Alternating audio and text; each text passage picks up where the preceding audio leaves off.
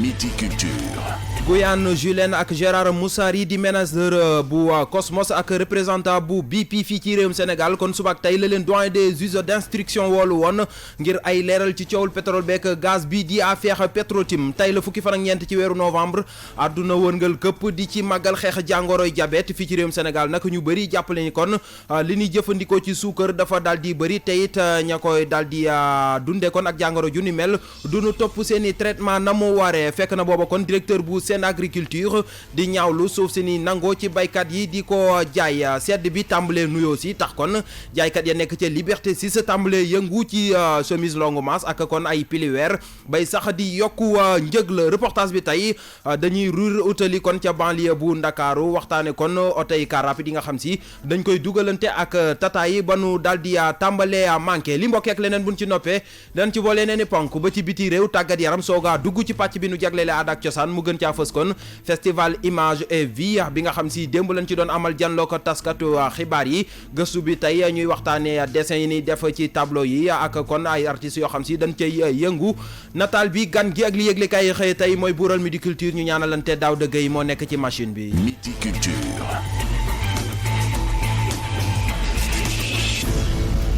Midi Culture Serigne Saliou Seck ngeen ci àndal ak Dior Mbodj ñu am ci mbégte ak contentement bu mag di leen ko faram-fàcceel Dior maa ngi lay nuyu. fay naa la Serigne Saliou Seck di nuyu mboolem ku ñuy bàyyi xel ci 99.4. mi ngi noonu nañ leen ko waxee ca bopp ba rek la ñuy duggee ak yéen ci yaatal gi ak mbirum Petrotim ak doyen des juges d'instruction mi nga xam si ma ngay wëyal ba tey woolu yi tey ci suba nag dafa daal di xëyoon woolu manager bu Cosmos ak représentant BP fii nii ci réewum Sénégal ñoom nag kon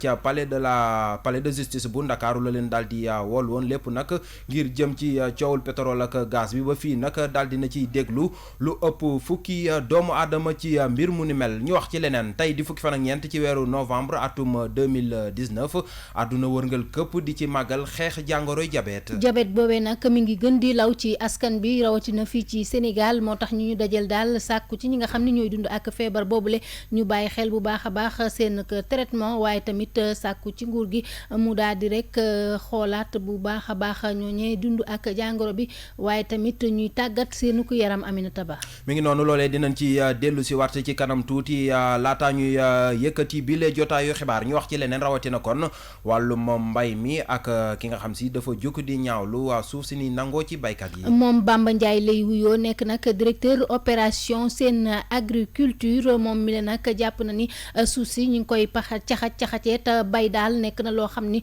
bokk na liy jëmale réew kanam kon faaw nguur gi xoolaat bu baax a baax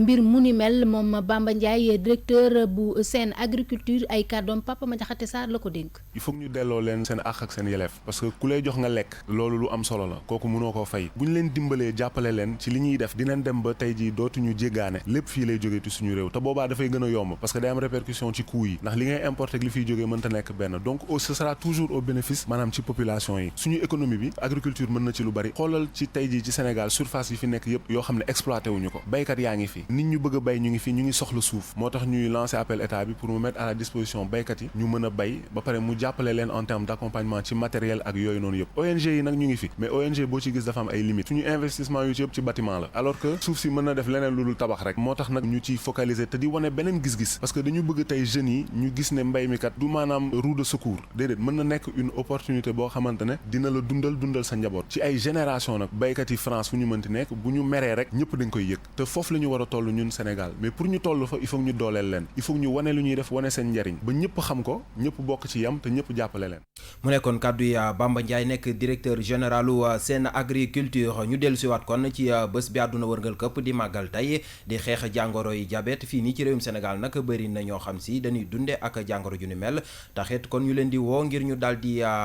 topp seen ay traitement na mu waree reportage Aminata Ba. feebar yi bëri lool fii ci Sénégal rawatina bii di diabète ndax lekk yu neex yu doomu aadama yi di dundee Nénoufa Gomis ñu dajee ak moom ca foire mu ngi dëggal lu ni mel. donc journée bi def naa journée bu baax la waruñu ko def benn yoon rek ci année bi war nañu ko def au moins juróom-ñeenti yoon ci année bi ndax diabète mi ngi dem di jël de plus en plus nombre yi ñi am diabète yi bari na parce que OMS nee na fu mu ne nii ñi am diabète ci monde bi yëpp 195 millions lañu. et que en 2025 350 millions lañu te ci 350 millions yi pratiquement majorité bi ci Afrique la ñu nekk. ñi amee feebar bii di diabète dañoo war a fonk seeni traitement di xalaatu Jean-Pierre Maron. feebar bi nga xamante ne la bon soxla na suivi dem ci bërëbu fejukaay yi ci hôpital yi comme ça déjà ñu consulter la xool sa taux fu mu toll et puis mun la toppatoo aussi jox la traitement yi nga xamante ne moo war. Sadi ak Maguette di woo askan wi ñu wàññi sucre bi tey defe sport. moytu yenn lekk yi trop sucré que trop salé moytu ko te di faral di pratiquer sport. nañu wàññi suukar bi ak ceeb bu bari tey def sport. na nit ñi suivre conseil médecin yi li may conseil nit ñi mooy nañu moytu suukar parce que base bi yëpp man pour man suukar bu ëpp bi la kon nag nañ jël suukar régulièrement ñu xaal aussi nan lañ koy jëlee. ci xayma lu tollook 1 million ci doomu aadama ñu amee diabète ak 2 millions yu amee bile feebar te topp ñu seeni traitement bu ñu sukkandikoo ci chef service néphrologie hôpital bu Pikine bés bi nag dañ ko sos ngir taxawu ñi amee bile feebar ci atub 1991 ba léegi. jaajëf Aminata Ba ngeen di wéy di déglu Midi Culture ci rajo King FM midi moo jot ba tegal juróom-ñaari simili. Suivez-nous sur notre site web www.kingfm.sn. ñu wax kon ci sedd bi tàmbalee nuyoo si tax tamit ñenn ci jaaykat yi tàmbalee yëngu ci mbirum piliweer. ma nga noone piliweer ak semis yi loxo yu gudd nekk na lu jar lool foofee ca marché Liberté 6 la ko war a du leen dul sedd bi ñuy waajal moo tax sax njëgee tàmbali naa yokku bu nu sukkandikoo ci Fatou Sow ma fa doxantu woon. ñu nekk ci weeru novembre xel yépp dem ci période seddaay bi li ni mel tax jaaykat fëgg jaay yi toppi seen marchandise la sa gën a fës ca la ñuy jaay bokk na ci pull vert chemise longue manche ak yeneen xeetu yére yu diis Alioune Ndiaye ab jaaykatu fëgg jaay la ca marché Liberté 6. yére fëgg jaay moom lu ci ne dafa am temps comme tàngaay aussi été bi dinañ faral di jaay mais yére yu gën a seer yi moom seddaay bi moom lañ koy gën a faral di jaay waaw seddaay bi fan yii nii nag comme nii seddaay bi mu ngi ñëw mais ñëwagul carrément mais mu ngi annoncé nii mais bu ñuy dagg nii dañ ciy faral di boole waale ay yére seddaay tuuti rek comme ay pull ak affaire yooyu parce que seddagul sedd bu metti boobu. jamonoy sedd bi la seeni prix di gën a yokku te sax ci la ñuy gën a jaay. waaw actuellement nii bagage mu ngi jënd par ndànk quoi. seddaay su jógee daal business bi nu mën a doxee par rapport tàngaay moom du demee noonu quoi. bu sedd bi mësaan des ñaar ba ñetti weer lañ koy wàcc ñoom jaaykat yi ak stocké ay bal waaye lu ñu bàyyi la ndax risque bi si nekk. mais souvent nag risque da cee nekk parce que bu fekkente ne yow commerçant bu ndaw nga comme suñu genre yi nii secteur informel bi nga yor benn capitalu ay 300 000 yaa xam comme ça lu demee noonu nga commandé ci ay balu seddaay fekk affaire yi ñëw seddul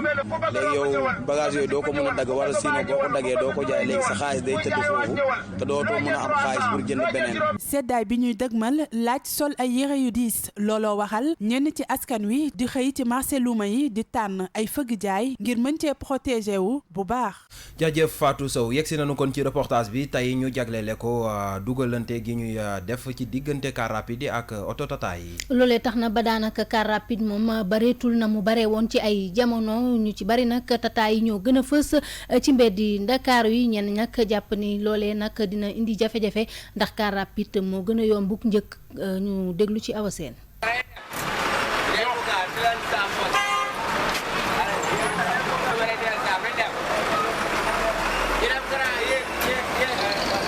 dañoo seetlu ne car rapide yi daw ci banlieue bu Ndakaaru bi dañoo wàññeeku lool daana woon xaar juróomi simili te benn romb la jamono ji ñu toll nii di nga taxaw lu yàgg lool ci arrêt te doo leen gis benn yoon Ibrahima Jaxate ak Abdallah Gueye dëkk ci banlieue bi di ñu xamle ne car yooyee seeni borom dañ leen di dugalante teg ci xaalis ngir mën a am bus tata. chauffeur yi lii ñuy jël seen super yi ñu jël di ko dugal pour am bus te loolu moom di nga dugal xaalis bu bari lu mu dee ay 5 millions bu ko ëppul sax te après duñ fay lépp dañ koy def par remboursement lañ koy def. waaye noonu la amee ci yenn ci ay bërëb yoo xamante ne ba léegi rek ñu ngi fay bari. si fu mu gën a bari biir jàmm gën la Caaroy ak Pikine ak Grand Yoff si côté yooyu lañ gën a bari. ñoom ñu dellu ne car rapide yi moo leen gënal ndax paas bi moo gën a moins cher yeneen oto yi. 100 francs rek ngay paas moo gën a yomb waaw mais boo bëggee jël si tata yi am na ñoo xam ne du yomb paas loolu. super moo gën a yomb ndax bu bëree 100 francs lay doon 200 mais tata yi moom day varié na dem ay 300 600 loolu la fa seer. car rapide wala super doon lu banlieue bi taamu lool ba ku si jëm ci bërëb yi ñi daw rek ñoom ngay bëgg di jël ngir paas bu gën a yomb waaye rek ñuy xalaat rek ne bés buñ toogee ba gisatuñu ko benn yoon rek dina doon lu leen jaaxal lool ndax heure bu ñu xëyee rek seen lim mu ngi gën di néew. cant ngërëm ñeel na la bu baax a baax Awa Sène Midi Culture 12h12.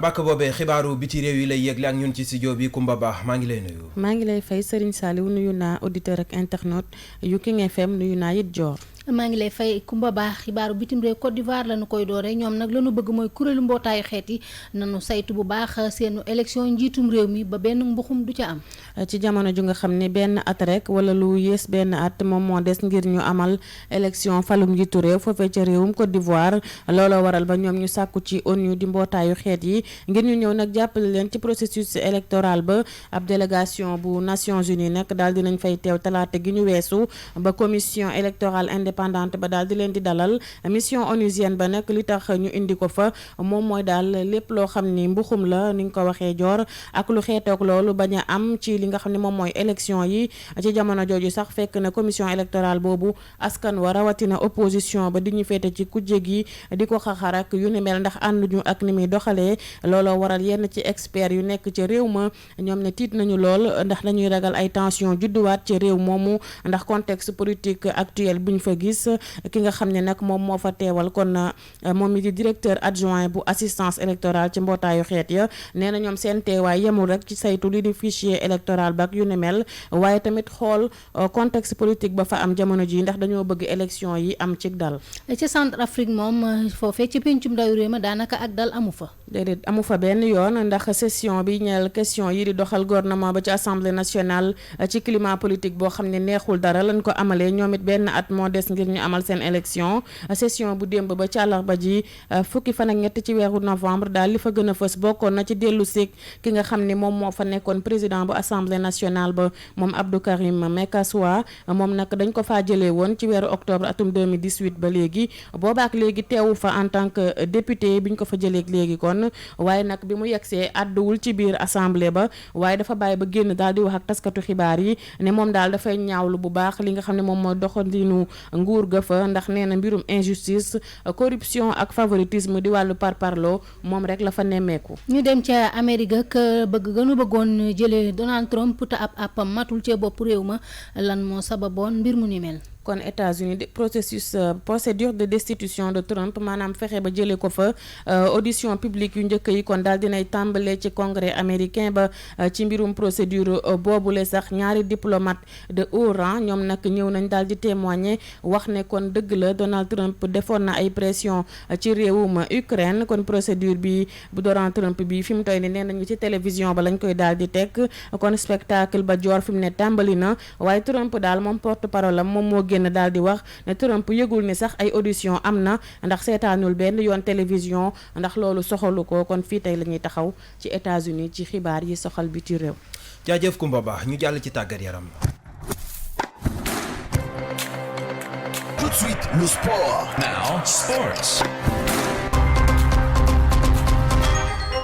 xibaaru tàggat yaram ak ñun ci studio bi Papa Madiakhate Sarr maa ngi lay nuyu. maa ngi lay fay bu baax Serigne Saliou di nuyu Dior Mbodj ak bépp auditeur ak internet bu rajo King FM. fay nañ la Papa Madiakhate Sarr kon xibaaru tàggat yaram yi foo koy tàmbali. dañu koy teg tàmbalee ci ak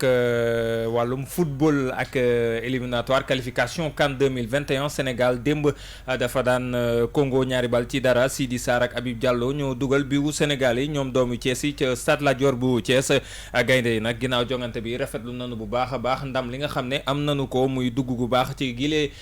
jongante Racine Coly di kenn ca ñoom ñu teewlu ay kàddu. li ci amoon solo mooy ñi commencé ci jàmm dugg nañ joué nañ li ñu coach bi defloo entraînement moom la ñu répété tey yàlla may ñu ci ndam waaw man yaakaar naa ni tey joxe nañ lépp parce que boo xoolee public bi kontaan nañ ci football bi ñu teg tey ci engagement bi ñu am ci lépp lu ñu jox parce que dañoo joxe tey ci terrain bi yàlla may ñu ci ndam waaw mënoon na ëpp mais tey xam nga boo dajee équipe boo xam ne tamit jéemuñu attaqué dañuy taxaw seen camp ñoom tamit day xaw a metti boo forcé à un moment donné mën nga jël sax ay contre attaque donc ñun fexe nañ dugal deuxième but nekk nañ en place dawal nañ bal bi yàlla may nañ waaw sant yàlla franchement kontaan naa parce que lii day wone ni coach bi am na confiance ci man woowuma ci Coupe d'Afrique bi actuellement éliminatoire yi match contre Brésil bi woo na ma ci te joué naa titulaire donc ça montre que coach bi am na confiance ci man et que li des man maa koy mottali man maay gën a liggéey gën a yokk doole. mu ngoog ndamuk Sénégal démb gi ñaareelu jonganteem dimanche fukki fan ak juróom-ñaar ci weeru novembre gi ñu jëm lañu koy amal diggam ak Eswatini beneen match groupe bi I bi nag Guinée-Bissau démb dafa daan Eswatini ñetti bal ci dara ba tax ñoom waa Guinée-Bissau ñoo nekk ci bopp groupe I bi Guinée-Bissau moom moo nekk ci bopp groupe I bi gaynde yu Sénégal yi ñoom tey lañu fi bàyyeekoo ngir dem ci réewum Eswatini ñu wax ba tey ci wàllum éliminatoire qualification CAN 2021 yi daañu ko wëyal niki tey ji jongante yi Égypte dina dalal Kenya, Ghana ak Afrique du Sud wala laale République démocratique bu Congo di tase ak Gabon, Algérie di champion d'Afrique en titre dina dalal réewum Zambie ca tugal ñoom it avant dernière journée qualification Euro 2020 yi tey daanu ko tàmbali. France dina dalal Moldavie ca Stade de France, Turquie di laale ak Islande, Portugal di tase ak Lituanie. Bu ñu jugee ci football dañuy dem ci wàllum basketball ak préliminaire de TQO tournoi qualification olympique. Sénégal tey jii lay amal jonganteem bu njëkk ci tournoi bu Maputo. Ñoom gaynde yu jigéen yi nekk vice champion d'Afrique dañu laale ak waa Angola bu ñeenti waxtu ci ngoon jotee. Sénégal nag nekk ci groupe B bi nga xam ne mooy tour préliminaire tournoi qualification olympique bi dina tase ginnaaw loolu ak équipe bu Mali ngir mën a am ca ndam bokk ci ñaari finaliste tournoi yi nga xam ne ñoom ñoo fas yéene bokk ci TQO bi ñu war a tàmbali weeru janvier atum 2020 ci groupe A bi moom daañu fa fekk Nigéria mi champion d'Afrique ànd ci ak RDC ak Mozambique. ñu jeexalee ak wàllum lamb ak li nga xam ne xamle nañu ko muy stade Iba Mar Diop bu Ndakaaru mi nga xam ne dañu koy tëj loolee nag ñi nga xam ne ñoom ñooy tëgg lamb di ay promoteur neexu leen ndax jàpp nañu ne loolee dina tax ba dañuy mujjee rek dem ci arène nationale mi nga xam ne dañoo jàpp ne njëg la ngir louer ko daa cher loolu ba tax ñoom daal nee nañu ginnaaw mënuñu dara ku amul yaay nampu maam loolu la ñu fas yéene def. ñu teewlu ci reportage Awa Sène. Iba Mar Diop la ñu tëj ci ngir defaraat ko ginnaaw bu ñu tabee Sénégal mu war a amal Jeux olympiques. Mbaye Jacques Diop di ko yor kàddu jëwriñ gi ñu dénk wàllu tàggat yaram ne wàññi nañu lépp loo xamante ne rek frais la yu jëm ci arène nationale ba ngir promoteurs yi mën faa tëggi seen i combat. boo déggee ñi ngi wax réfection stade Iba Mar Diop dafa am mbir mu tax mooy ne les Jeux olympiques de la jeunesse 2022 bi war a am Sénégal ils sont d'accord que ñoom dinañ dem arène nationale et puis su boobaa peut-être que dinañ leen wàññil yenn charges yi ak yenn kii yeeg yooyu ñu mën fa organiser parce que foofu ñoom ñoo ko moom xëccoo ak keneen. Pape Abdou Fall di njiitu promoteuru lamb yi ne gis nañu ak ki nga xamante ne mooy jëwriñ gi ñu dénk wàllu tàggat yaram. dañ ñëwoon sax dañu koy tëj ren kenn du fa bëre mais ñun itam waxtaan nañu ak moom conscientiser ko am na promoteur yoo xam ne seen doole mënu leen may ñu dem arène nationale parce que les charges sont tellement lourdes que ñoom dañuy door a yegg si donc nañ leen mosal tuuti ñu daal di dem ak Iba Mar Diop ba ci kanam ci loolu la ñu toog waxtaane ba mu nangul ñu daal may ñu fii ba le 31 décembre incha allahu rabbi. gënalu leen ñoom promoteurs yi ndax Iba Mar Diop 100 000 francs ak lu topp lañ fay te lañ leen wàññil ca arène nationale ba taxu koo am doole waaye sax day xaw a gàllankoor li nga xamante ne mooy calendrier wu lamb ji. moom dafay leer oyof moom oyoful parce que foo doon fayee 100 et quelques mille di fay maintenant ay 500 000 fële ci arène nationale wàññiku moom des na bu ma sàmba jëlee tey samedi kii jël dimanche ñeneen ñi ñamee jël jour ordinaire yi wala jour férié yi. ministère bi gis ne jàppale na bu baax promoteurs yi waaye ñoom ñooñee promoteurs yi gis ne rek lañ leen jàppale ca wàññik frais yooyu taxu koo am doole ndax ci làmb ji am na ci ñenn ci ay promoteurs yoo xamante ne la ñuy laaj ca arène nationale ba seen loxo matewu ko. Awa Sène mu ngoog foofu la ñuy yemale xibaaru tàggat yaram yi ci mbirum làmb googeeg stade Iba Mar Diop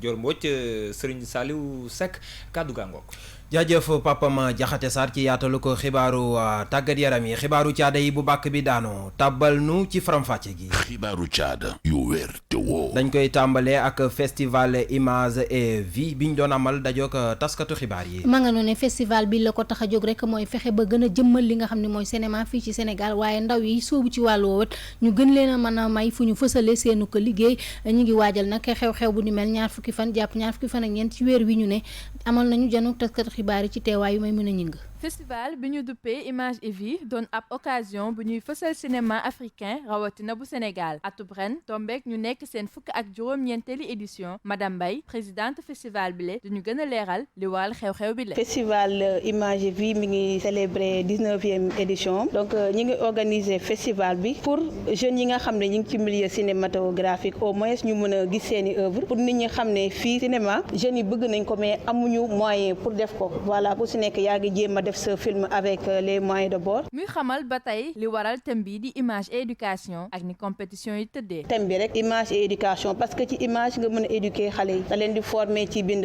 ay scénario ci prise de vue prise de son donc occasion la woon ci festival bi pour ñu faire valoir xale yi li nga xam ne ñu ngi leen koy jàngal mais finalement ñu ngi retenir 37 films nekkul nag film boo xam ne amul rapport ak thème bi rek duñ la jël bu ñu gisee film boo xam ne nii amal na njëriñ xale yi ak film yoo xam ne film yu bees la yoo xam ne ay jeunes ñoo ko def donc occasion la pour ñu may leen ñu projeté ko nit ñi gis ko. bile festival nag ñu nar koo amal ñaar fukki fan jàpp ñaar fukki fan ak ñeent ci weer wi ñu ne te sax fas yéene wuñ yam ci ndakaaru képp ndax dinañ amal ay xew-xew ci yeneeni région ngir gën a ñoñal création cinématographique bu Sénégal. jaajëf Maymouna Ñing ñu yegg si kon ci gëstu bi tey ñuy waxtaane ak ab artiste peintre. moom mi le nag daanaka ndaw la Youssouf Sy lay wuyoo daanaka bi muy door ab carrière am lu toll ci juróom benni at rek la am waaye nag mi ngi yëngu ci defar ay nataal yu ci mel ni ñenn ci ay artistes ay sëriñu diine ak ñu ni mel Fatou Sow moo dajeek moom. ab ndaw la bu yëngu ci wàllum peintre toppaat nataalu nit di ko dessiné waat doon na la mu mëne lool mu tàmbali liggéey bi mu amee juróom benn at Youssouf Sy lay wuyoo mu ñuy xamal li ko gën a inspiré ci bile métier. dama daan gis ci télé yi gars yi di def seen exposition comme le grand artiste peintre sénégalais Kalidou Kassé ma ne léegi pourquoi du ma mën a dem gën a performer sama talent après ma par contre si la commencé di jàng ba ci kalam voilà après si la demee école nationale des beaux-arts pour gën a performer sama talent. la gën a fës ca nataal ya muy dessiné waat bokk na ci. maa ngi basé aussi célébrité yoo xamante ne Sénégal la ñu nekk maa ngi rendre hommage tamit célébrité yi quoi si loolu laay basé pour rendre hommage. ay objectif am ci wàll wu mu nekk bokk na ci réaliser ay galerie wam fii ci Sénégal ak yeneen. réaliser ay galerie fii nii ci Sénégal voilà di def sama exposition partout et surtout à l'étranger pour di mun a jàppale tamit yenn artistes yoo xam ne fii Sénégal la ba pare di créer ay projets yoo xam ne fii c'est à travers de mon pays avec de la peinture def ay fresques d'art si maanaam yenn gox yoo xamante ne amuñu doole noonu ñu gën a rafetal seen ville. mu nekkoon Youssouf Sy di yëngu ci wàllum dessiné am Pastef lool ci wàll wi ba tax na muy ñaan àgg fi royukaayam bi di Julien Berge àgg mu àgg fa. jaajëf Fatou Sow Midi Culture ñu jàll ci nataal bi. Le portrait du jour. tey ñu leen di gën a xamaleek Oumar Seck. Oumar Seck nag artiste la comédien yàgg yëngu lool ci wàllug art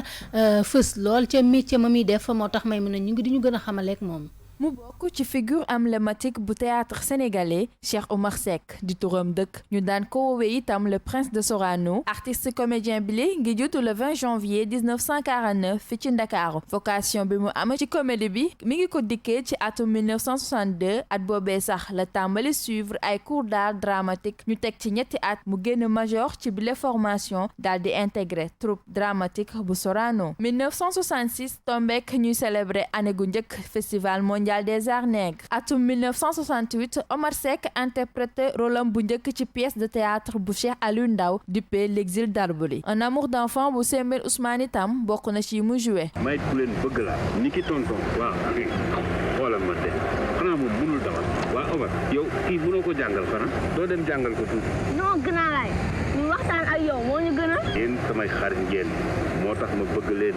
ni kii nijaay moo tax ma bëgg ngeen gën a aay ci classe. Omar Seck yàgg voyager fépp ci àdduna bi daan participer ci ay festival yu bëri ngir gën a fësal culture Sénégal xarañteem yemul képp ci mim réew ndax Omar Seck daan na exceller ci yeneeni mise en scène Afrique ak Europe loolee tax ba ñu jagleel ko ay raaya lu ci mel ni chevalier de l'ordre national du mérite ak officier de l'ordre national du Lion ak itam grand prix du président de la République pour les arts artiste comédien bi lee ngi génn àdduna atum 2010 ginnaaw ba mu defee lu ëpp ñeent fukki at. ci milieu théâtre. jaajëf Maïmouna Gningue Midi Culture ñu jàll ci gan gi. Midi Culture ganu xibaar yi. gan gi tey ñuy dalal Jaman Express. Jaman moomee nekk nag doomu Diourbel dafa génne ab single bu yees daal di koy duppee wax ma allo daal dina dikkaat nag ci ay mébétam ak album bi nga xam ni daanaka mi ngi koy wàcc léegi mu sotti waxtaan wooyu yëpp penn bat ci la ko seqal. Jaman maa ngi lay nuyu te di la dalal ci Midi Culture ngay artiste renommé fii ci Sénégal génne itam single bu am solo tuddee ko Bamba ñëpp ba ñu dëgmale Magal Touba édition 2019 añu lu waral ce choix saa su nekk ci Ahmada Jadid ak sonorité bu ñu ci dégg mi wàllu choral. moom sama sëriñ la sama xarit la d'abord ñuy partagé lu bëri donc première fois bi moom laa ko defaloon donc et puis moom naru ko woon sax def parce que amul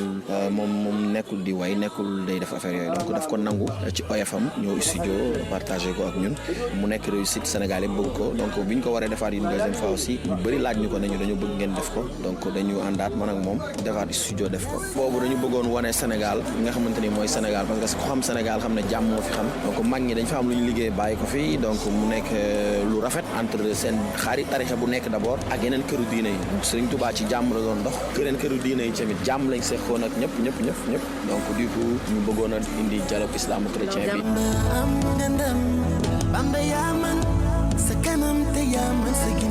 ci fan ñu génn yem ak 11 novembre nga daal di génne ab single bu bees tuddee ko wax ma allo est-ce que mën nga ñu gën a xamaleek way wi. son la boo xam ne yàgg nañ ko def donc ça parle d'amour c'est une histoire d'une benn personne boo xam ne ni qui appelle sa copine qui décroche pas waa mu bañ a décrocher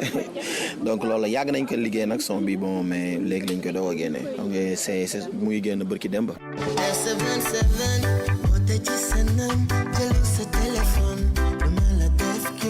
laaj bi sampu ci ñenn ñi mooy ndax Jaman am na album. donc nekkaguma si def album mais bon maa ngi liggéey mais génneguma album quand même génne naa album yu bëri ak sama groupe bi nga xam ne ba léegi may leeralaat que ne maa ngi si groupe yu bare mais un album solo amaguma album solo en fait. nga di ndaw bu dëkk Diourbel bëri na ci ay artistes yu nga xamante ni foofee lañ dëkk dañ fay faral di amal ay manifestations yu am solo ngir gën a mën a suqali boobule gox loolee ani ban taxawaay la ci Jaman am. comme ñëpp rek dañuy def ay concert Diourbel di ko def partout au Sénégal donc am na benn concert bu ñuy def chaque année Baol Challenge Show le 24 décembre inchallah donc chaque année dañ koy def nekk rendez-vous maintenant boo xam ne kenn dootu ko présenter Diourbel waaye donc mu nekk loo xam ne dañuy préférer ñun dem chez nous passer la fête chez nous avec suñu région et tout. Jaman ñu ngi lay remercier di fàttali tey yaa doon suñu kan ci Midi Culture.